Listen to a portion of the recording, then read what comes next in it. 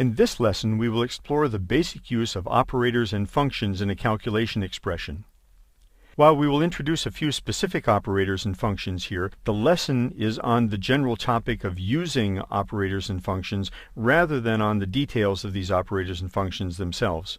We will introduce many useful functions along with details of their purpose and optional features they might offer as we encounter a need for them later in this course or in other courses in this series. There are lots of them. First, operators. An operator is a symbol or combination of symbols that represents an operation that transforms or combines one or two values in some way. They perform very simple operations such as addition or multiplication. Most operators in MySQL are what we call binary operators. This means that they require two values to carry out their mission. MySQL uses infix operators, which is a fancy way of saying that the operator is placed between the values on which it is to operate. Here's what that looks like.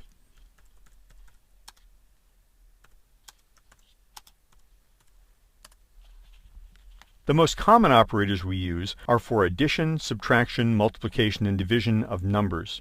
These are all binary operators. We also have one commonly used unary operator, the minus sign. It is the same symbol as the subtraction operator, but the context in which we put it determines its purpose. Here's what that looks like.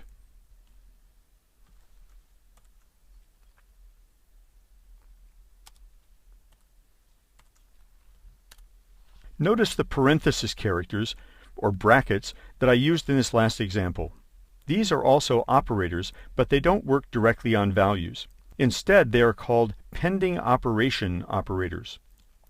When the first one is encountered in an evaluation of an expression, the current state of the pending result is put on hold by pushing it onto a stack or holding area on the computer. Then the evaluation of the sub-expression inside the brackets is begun. When the closing parenthesis is encountered, the sub-expression is first completed, then the pending value and pending operation are popped off the pending operation stack and applied to the resulting value of the sub-expression. In the example given here, there is no current value, but the negation operator is pushed onto the pending operation stack until the 5 times 4 inside the parentheses is evaluated. By the way, that asterisk there is the multiplication operator. Then the negation operation is performed on that result. We will detail this a bit more in the chapter on calculations and expressions later in this course. Functions are used for performing operations that are either too complex for a mere operator to handle, or simply for operations that the creators of MySQL decided not to supply an operator. For example, MySQL does not give us an operator for exponentiation, or raising a number to the power of another number. But they have given us a function for that purpose instead. Here's what that looks like.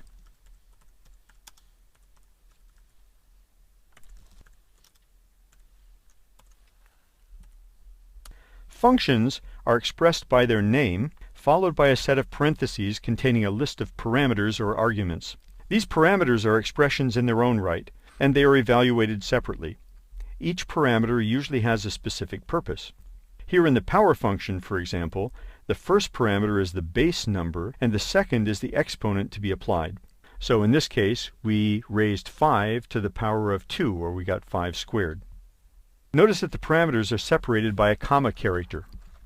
While there are a number of functions that require more than 2 parameters, there are also those that require no parameters at all, and some require a varying number of parameters depending on our needs at the time.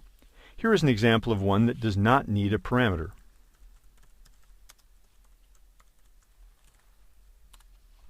Notice that the parentheses are still required.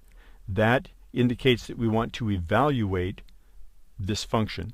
It identifies the thing as being a function. This function just supplies the value of pi for us. Nothing fancy, it just returns a number. Pi has no options, so therefore there are no parameters. We can use it in a more complex expression where we need that value. We have an entire chapter devoted to giving more details of useful operators and functions and combining them to do more interesting calculations. But we have a few more basic issues to deal with here first. The next lesson deals with how we can make our result set column headings more meaningful.